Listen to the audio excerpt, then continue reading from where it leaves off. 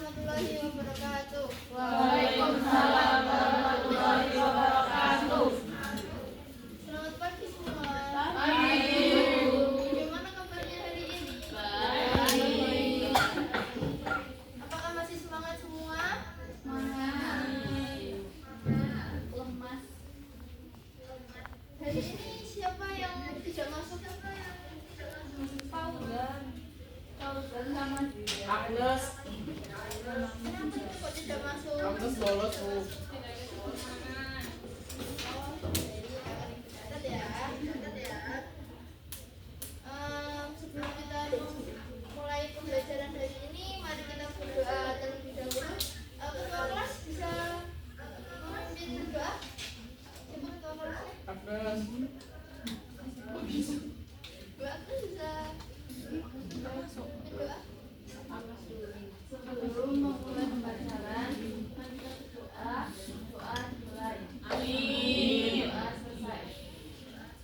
Terima kasih ya atas minggu lalu kita sudah mempelajari tentang keamanan pangan.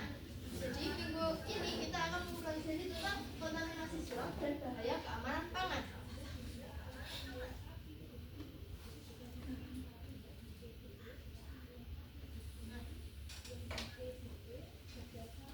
Tujuan pembelajaran hari ini, mohon maaf yang nomor 1 agak salah sedikit. Melalui PPT dan penjelasan dulu, peserta didik mampu memahami jenis-jenis bahaya keamanan pangan, baik itu biologis, kimia, fisik, dengan benar sesuai materi yang diberikan. Yang kedua yaitu melalui diskusi kelompok, peserta didik mampu mengidentifikasi potensi kontaminasi silang dari gambar contoh kasus yang diberikan dengan tepat.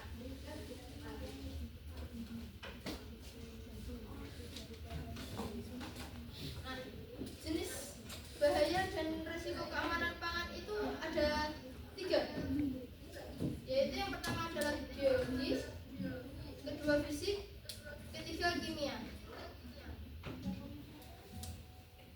Bahaya biologis yaitu disebabkan oleh makhluk hidup dan mikroorganisme yang terdapat pada makanan atau minuman. Contoh mikroorganismenya yaitu seperti bakteri, virus, parasit, jamur, dan kakang. Akibat yang ditimbulkan dari kontaminasi bahaya biologis ini yaitu seperti diare ringan hingga keracunan berat yang membutuhkan perawatan medis. Selanjutnya yaitu bahaya fisik. Bahaya fisik merupakan jenis bahaya yang disebabkan oleh benda-benda yang terdapat pada makanan dan membahayakan konsumen apabila benda tersebut terdapat pada makanan dapat melukai tenggorokan. Contohnya seperti di gambar ini, yaitu ada isi staples di nasi. Bisa juga terkadang di nasi ada kerikil atau ada potongan tulang di seperti patty gitu. Selanjutnya yaitu bahaya kimia.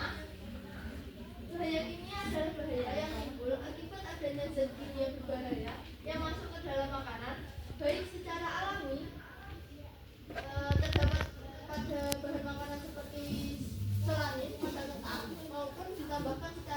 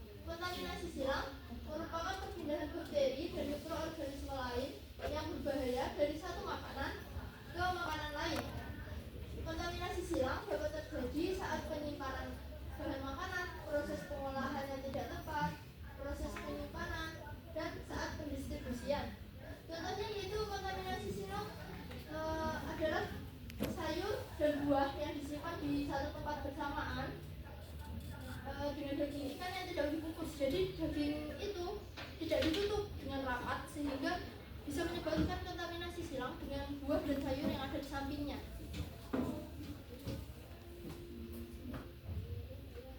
Nah, berikutnya yaitu cara mencegah kontaminasi silang. Yang pertama yaitu tidak menyimpan bahan makan, tidak menyimpan bahan yang berbeda jenis di tempat atau wadah yang sama seperti daging dan sayur tadi.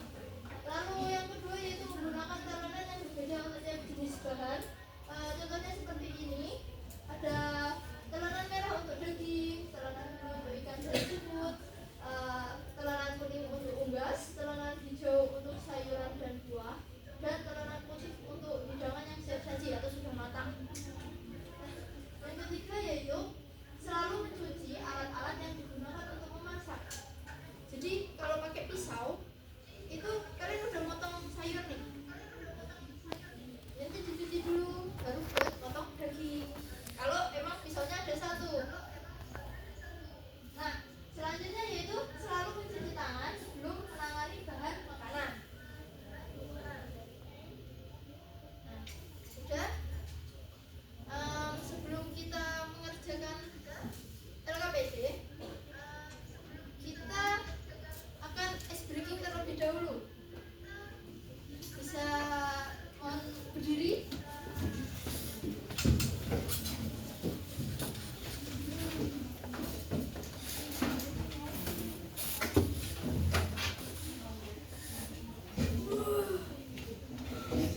Jadi permainannya itu tepuk tangan, tapi sesuai dengan instruksi ibu.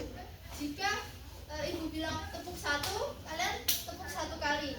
Tapi jika ibu tidak ada kata tepuknya, berarti jangan tepuk ya. Ibu, kita mulai, siap? Siap. Tepuk satu, tepuk dua, tepuk empat, lima.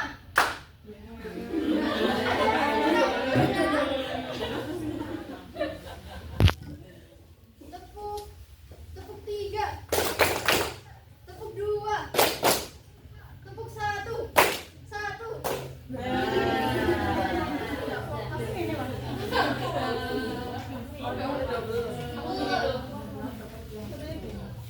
Dua.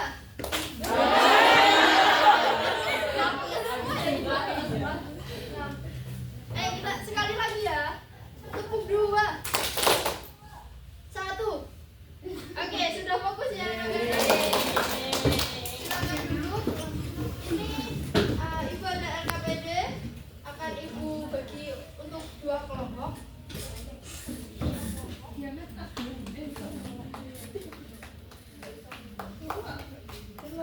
Dikerjakan ya. Nanti kalau sudah bisa maju ke depan untuk mempresentasikannya.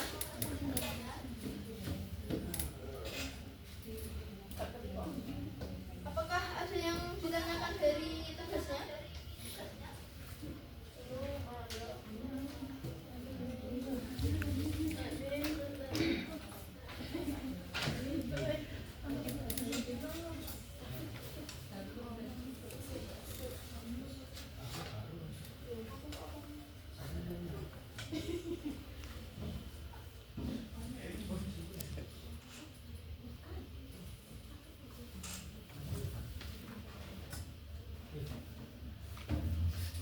Kalau sudah boleh maju ya anak.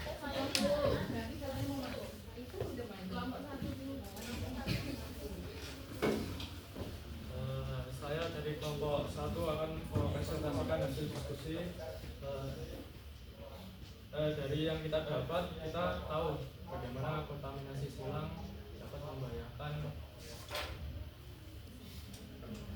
makanan, dan kita tahu cara memproses, dan ada beberapa cutting board warna putih, merah, biru, kuning ternyata memiliki berbagai gunaan. Terima kasih.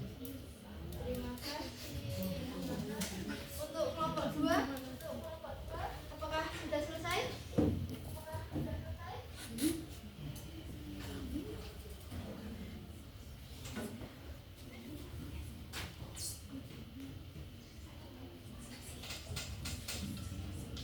Baik, akan Ibu lanjutkan. Karena materi hari ini sudah selesai, Ibu ingin meminta kalian untuk membuat kesimpulan. Apakah ada yang bisa membuat kesimpulan untuk pelajaran hari ini?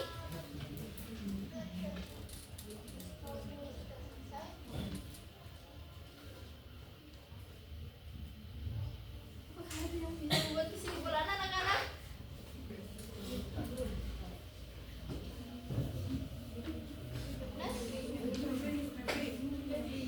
Oh, Febri.